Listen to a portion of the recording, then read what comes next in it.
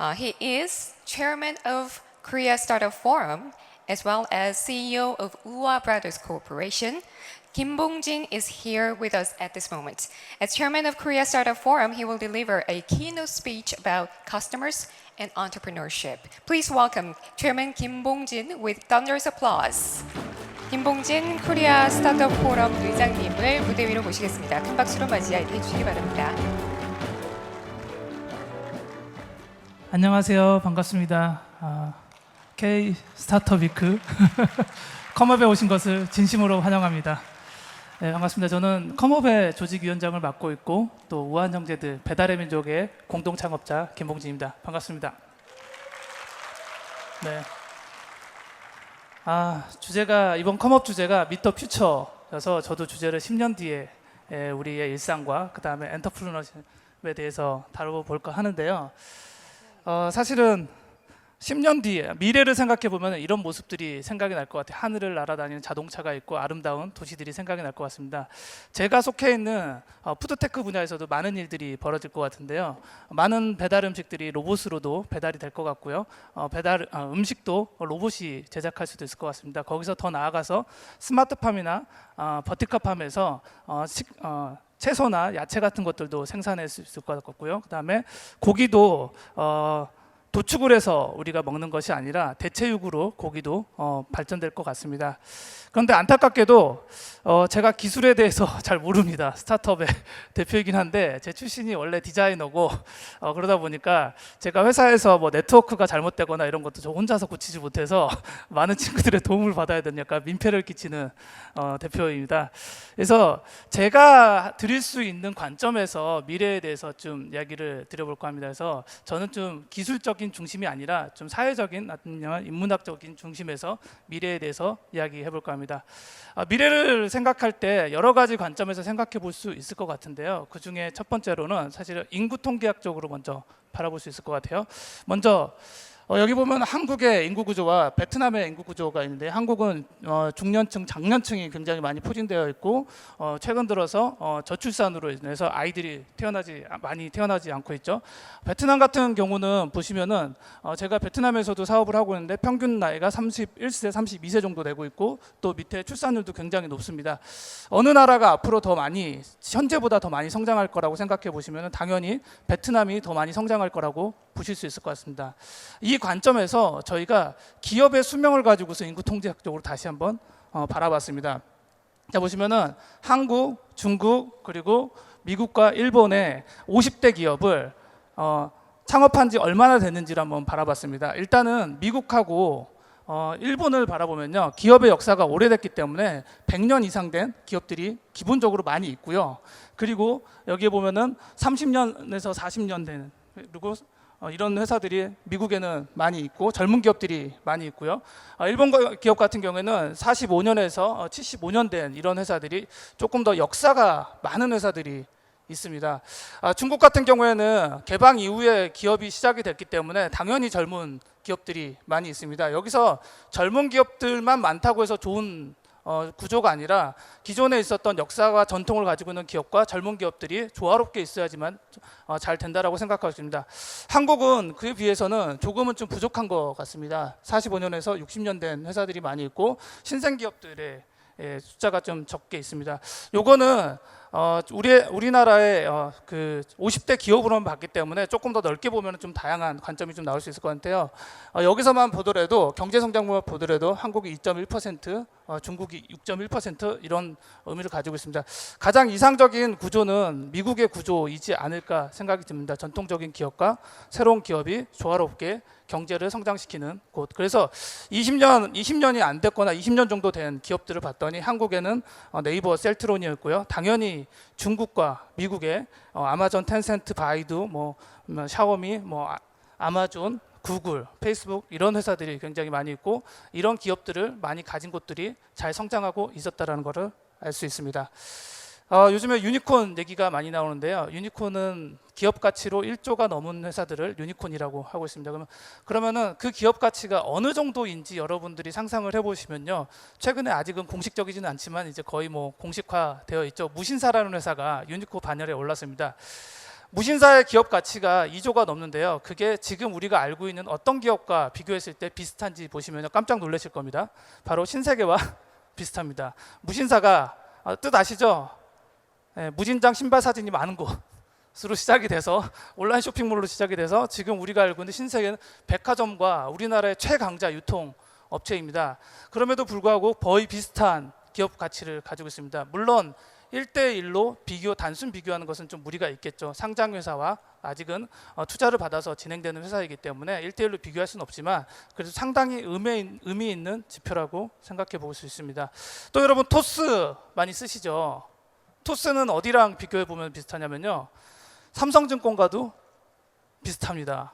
거의 30년이 넘은 회사이고 토스는 이제 4, 5년밖에 안 된 회사인데 어떻게 비슷할 수가 있을까요? 지금 우리 주변에 일어나고 있는 일들입니다.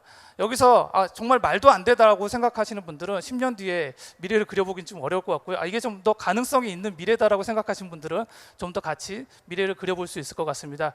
그래서 한국의 100대 기업을 한번 놓고서 유니콘들을 거기다가 한번 넣어봤습니다. 그랬더니 어떤 결과가 나왔냐면요. 1등은 당연히 삼성전자겠죠. 그리고 회사의 가치대로 하면은 쿠팡, 크래프톤, 우한형제들, 위머프, 토스, 무신사 같은 경우가 100대 기업의 안에도 들어갈 수 있다고 생각합니다. 물론 여기서 인정하지 않으신 분들도 굉장히 많으실 거라고 생각이 들지만 이게 2년, 3년 그리고 상장을 하고 지나면은 아까 말씀드렸던 것처럼 기업의 인구 구조상 굉장히 건강한 구조로 갈 수 있는 신생 기업들이 나올 수 있다라고 생각해 보고 있습니다. 또한 이런 유니콘 기업들이나 스타트업들이 만들어지면서 단순히 경제적인 측면뿐만 아니고요. 여러 가지 문화적인 측면도 많이 달라지게 할 수 있다고 생각하고 있는데요. 예전에는 생산의 3대 요소는 토지, 노동, 자본이었는데요.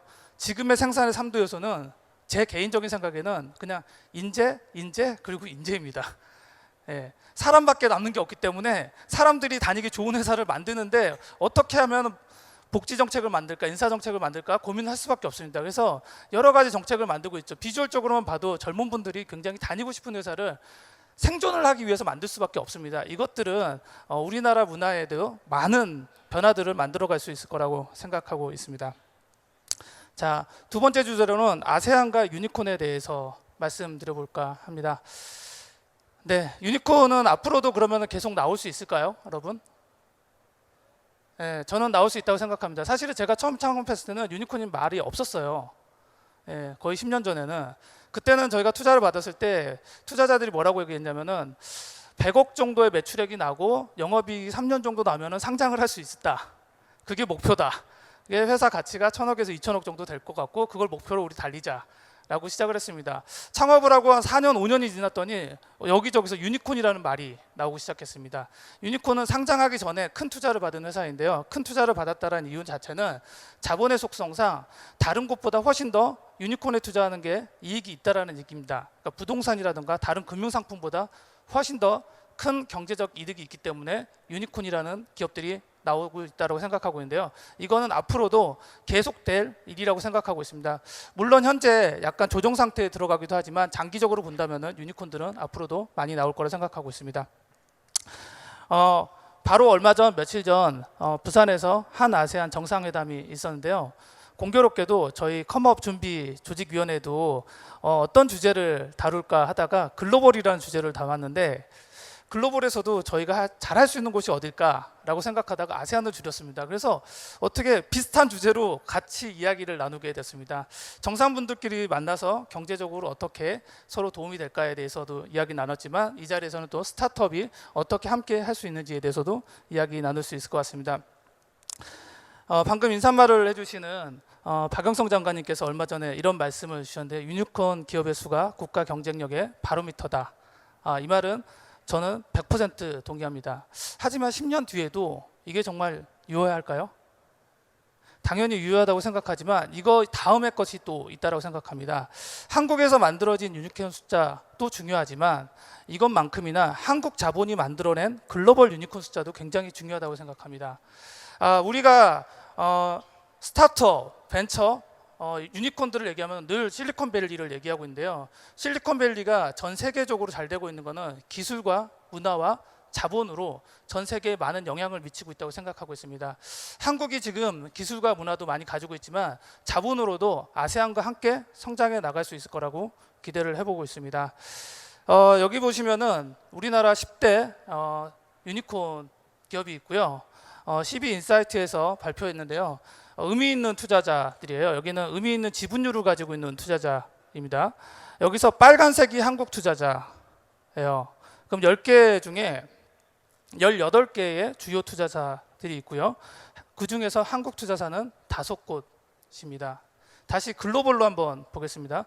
글로벌 400개 정도의 유니콘이 있는데요. 그 중에서 한 30개 정도만 추렸습니다. 저희도 한계가 있어서 모두를 조사할 수는 없어서요. SB인사이트에 나온 자료로만 봤더니 여기 보시면은 다시 빨간색으로 표시된 게 한국의 투자사입니다. 찾으실 수 있나요? 네, 없습니다. 네, 디디 추싱이 한투파에서 투자를 했고, 그다음에 그랩이 현대자동차에서 투자를 했지만 거기 주요 투자자에는 못 들어가더라고요, 아쉽게. 그래서 저는 10년 뒤에는 이 명단에 우리나라의 벤처캐피탈 이름도 많이 들어갔으면 하는 바람을 가지고 있습니다. 그렇게 해서 함께 한국과 아세안이 성장했으면 좋겠습니다.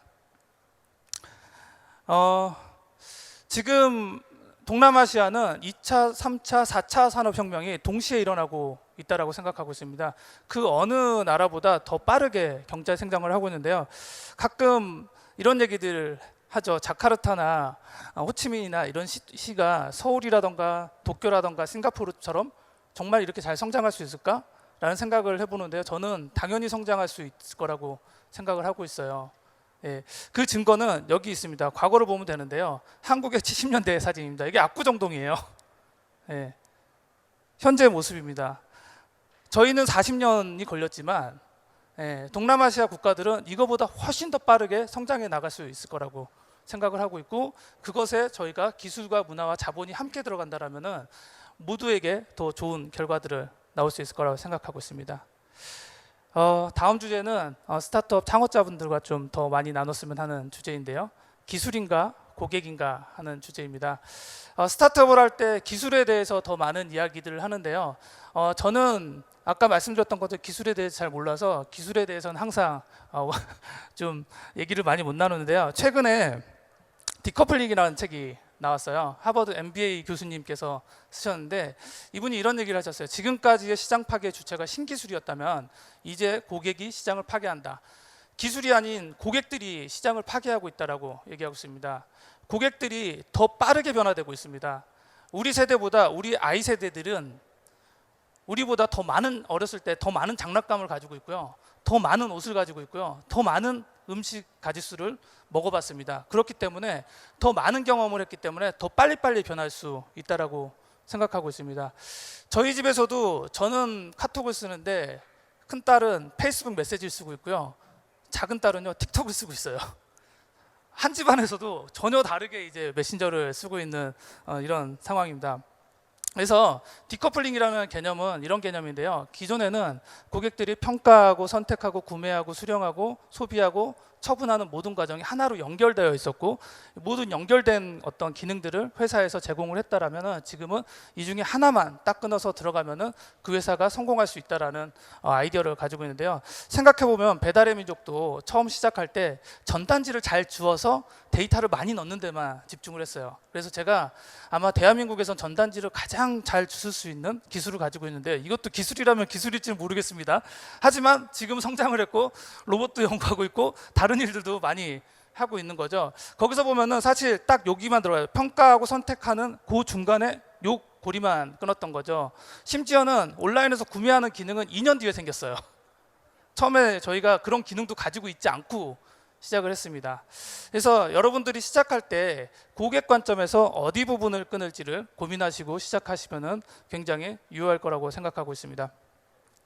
그래서 다시 세계 100대 유니콘 기업을 봤더니 우리가 생각하는 테크 기반의 회사들 있잖아요. 인공지능이라던가 로봇이라던가 바이오테크, 뭐 AR 기능 이런 것들을 본다라고 하면은 그런 회사들은 25% 정도고요. 나머지는 대부분 오토 서비스라던가 이런 생활 관련된 서비스들이 많이 있습니다. 기술이 중요하지 않다라는 건 아니고요. 시간이 지남으로써 기술은 베이스드가 된다라는 얘기입니다. 네.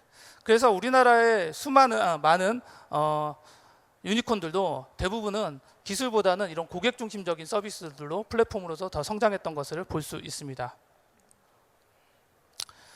그래서 이번 주제가 사실은 여러 가지, 이번 컴업의 행사장 주제가 여러 가지가 있는데 기술 기반으로 됐던 어떤 세션보다는 사실은 고객 중심적 세션들이 훨씬 더 많은 것 같아요. 이것에 대해서 너무 당연하게 생각을 하고 있다는 것은 우리 모두가 기본적으로 동의하고 있는 것 같습니다.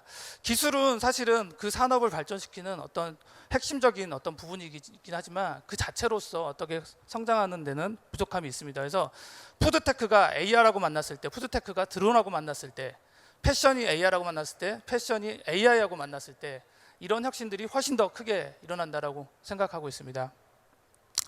그래서 미국 노동통계국에서 재밌는 자료를 발표를 했는데요. 앞으로 상당한 파괴 잠재력이 존재하는 부분이 어디인지를 봤더니 첫 번째로 학습하기. 저는 동의하지는 않는데요. 두 번째로는 힐링하기입니다. 여기에 대해서는 굉장히 많이 동의를 하고 있습니다. 힐링하기 부분에서도 혁신이 많이 일어날 것 같고, 그 다음에 생활하기, 그 다음에 식사하기, 이동하기. 근데 우리나라에서는 아직 이동하기에 대해서는 혁신이 굉장히 많이 일어날 수 있는 잠재력이 많은 부분이라고 생각하고 있고요. 반면에 옷이라던가 엔터테인먼트 쪽은 이미 혁신이 좀 많이 일어난 분야라고 생각하고 있습니다. 이 자료를 어떻게 만들었는지 저도 좀 궁금해서 나중에 여기에 대한 공식을 알게 된다면 한국에도 한번 대입해서 어떤 산업이 더 잠재력을 많이 가지고 있는지 보고 싶긴 합니다. 그래서 근데 비슷할 것 같아요. 한국과 미국과 학습하기, 힐링하기, 그 다음에 생활하기, 식사하기 쪽에서 더 많은 혁신이 일어날 것 같습니다. 늘 제가 빼놓지 않고 얘기하시는 분이 있는데요. 경영학의 아비진 피터 드러거입니다. 기업의 유일한 목적은 고객을 창조하는 것이다. 이게 기업의 유일한 목적이라는 것에 제가 가장 큰 감명을 받았고요. 이윤 창출이나 이익 창출이 아니라 고객을 창출하는 것이 기업의 유일한 목적이다라는 것을 다시 한번 생각해 보게 되었습니다. 이제 마지막 주제인데요. 엔트러프로너십입니다. 제가 얼마 전에 아이하고 쇼핑을 갔는데 겨울옷을 사러 갔어요. 근데 저는 잠바라고 얘기하는데 아이는 아우터라고 얘기하더라고요. 뭐가 다른지 좀 모르겠습니다. 같은 건데 같은 말이잖아요. 그래서 저는 수많은 말들이 있는 것 같아요. 스타트업, 벤처, 신생기업, 창업가, 기업가. 스타트업인데 왜 벤처 캐피탈에서 투자할까요? 스타트업 캐피탈이 아니라. 사실은 용어들이 계속 바뀌고 있는데 그 중심에 하나에 관통하는 꿰뚫는 이거는 엔트러프로너십, 기업가 정신이라고 생각합니다. 모두가 여기에 대해서 얘기를 하고 있다라고 생각을 하고 있습니다. 저는 엔트러프로너십을 얘기를 하면은 사실은 지금의 스타트업 여기 계시는 젊은 창업자들, 저를 포함해서 모든 분들이 이제 나오는 용어거나 이제 나오는 정신이라고 생각하지만 우리나라에는 이미 엔트러프로너십으로 위대한 분들이 많이 있습니다. 그런 위대한 유산들을 우리가 다시 한번 받아내야 된다고 생각하고 있습니다. 이거는 기업가가 없는 국가는 부유할 수 없고 위대한 기업가를 배출해내지 못하는 시대는 창조력을 가질 수 없다. 다들 너무 당연한 이야기라고 생각하실 것 같아요. 그렇죠? 근데 더 재밌는 거는 이것을 발표한 곳이 어디냐면요. 중국의 공영방송 CCTV예요. 10년 전에. 저는 깜짝 놀랐어요. 중국의 공영방송 CCTV에서 기업가가 없는 나라 국가는 부유할 수 없고 위대한 기업가를 배출해내지 못한 시대는 창조력을 가질 수 없다. 실리콘밸리에서 할 만한 얘기를 중국에서 이미 하고 있고 이미 큰 혁신들을 가지고 있죠. 방금 전 말씀드렸던 것처럼 우리나라에도 이미 훌륭한 엔트러프로너십이 있다라고 말씀드렸는데요. 현대그룹의 고 정주영 회장님께서는 이런 얘기들을 많이 하죠. 자네 해보긴 해봤나? 사실은 지금 린 스타트업이에요. 일단 해보고 빨리 아니면은 또 다시 해보고 이런 것들이 이미 과거에도 벌써 얘기가 됐었던 거죠. 길이 없으면 길을 찾아야 하고 찾아도 없으면 길을 닦아 나가야 된다. 우리 지금 기업가 정신하고 맞닿아 있습니다. 또 하나 우리가 파리바게트 가서 빵을 많이 사 먹는데 그 전신인 상미당 있잖아요. 상미당의 창업주께서는 이런 말씀을 하셨어요. 우리는 수만 개의 빵을 만들지만 고객은 단 하나의 빵으로 우리를 평가한다. 고객 중심적 사고이죠. 지금 우리 스타트업의 용어로 바꿔볼게요. 우리는 1000만 명의 MAU를 가지고 있지만 고객은 단 한 번의 결제 경험으로 그 서비스를 평가한다. 전혀 다르지 않습니다. 우리는 우리의 선배 기업들이 만들어냈던 위대한 정신들을 우리가 받을 필요가 있다라고 생각을 했고요. 당연히 과거로부터 우리가 받을 것은 받고 거기서 또 다시 세워나갈 것은 세워나가야 된다고 생각하고 있습니다. 과거에는 좀 더 먹고 사는데 조금 더 어려움이 많았기 때문에 거기에 많이 고민들이 많았던 것 같고요. 지금은 뭐 여기 계신 모든 분들이 그렇지만 좀 더 행복을 추구하는 시대라고 생각을 하고 있습니다. 그래서 기업의 전제 이유는 사람의 행복이라고 생각하고 있고요. 고객도 근로자도 행복할 수 있도록 그리고 시장도 행복할 수 있도록 노력을 해야 된다고 생각합니다. 회사가 만들어진 이유는 우리가 아주 어렸을 때 배웠을 겁니다. 많은 사람들이 모여서 생산성을 높여서 우리의 삶을 풍요롭게 풍족하게 만들기 위해서 회사라는 조직이 만들어졌습니다. 그것 자체를 우리가 잊으면 안 될 것 같습니다. 네, 좀 이제 정리하는 장표인데요. 첫 번째로 인구통계학적으로 우리 기업의 나이를 좀 봤습니다. 역사와 전통이 있는 기업과 또 새롭게 자라나는 기업이 조화롭게 만들어져야지만 우리나라가 더 건강하게 성장할 수 있다라는 말씀을 드렸고요. 우리나라가 글로벌 중에서도 아세안과 함께 성장하는 것이 우리나라뿐만 아니라 아세안 기업들, 아세안 나라들에게도 더 많은 기회들이 열릴 수 있다라는 말씀을 드렸습니다. 그리고 마지막으로 우리 고객들 늘 잊지 말아야 될 우리 고객 중심적 사고가 우리에게 잊지 말아야 될 정신이라고 말씀드리겠습니다. 자, 오늘 내일 컴업 이 행사장에서 많은 이야기들이 오고 갈 것 같습니다. 저는 좀 더 기술에 부족한 부분이 많았지만 많은 분들이 나와서 앞으로의 기술도 얘기하고 여러 가지 것들에 얘기 나눌 것 같습니다. 푸드테크, 에듀테크, 바이오, 헬스, 그다음에 뷰티, 그다음에 프론티어 테크, 그다음에 엔터테인먼트, 모빌리티, 그리고 핀테크 분야에서 각 분야의 전문가들이 나와서 많은 이야기들을 나눌 것 같습니다. 그분들을 통해서 여러분들이 인사이트도 많이 얻으시고 또 만나서 질문도 많이 해보시고 좋은 시간을 가지셨으면 좋겠습니다. 이 행사장에서 여러분들이 그냥 많이 즐기시고 갔으면 좋겠어요. 네, 감사합니다. 네. Thank you for the insightful speech. We learned a lot, right? Please give him a big round of applause. Now, it brings us to the end of the opening ceremony of K Startup Week Come Up 2019.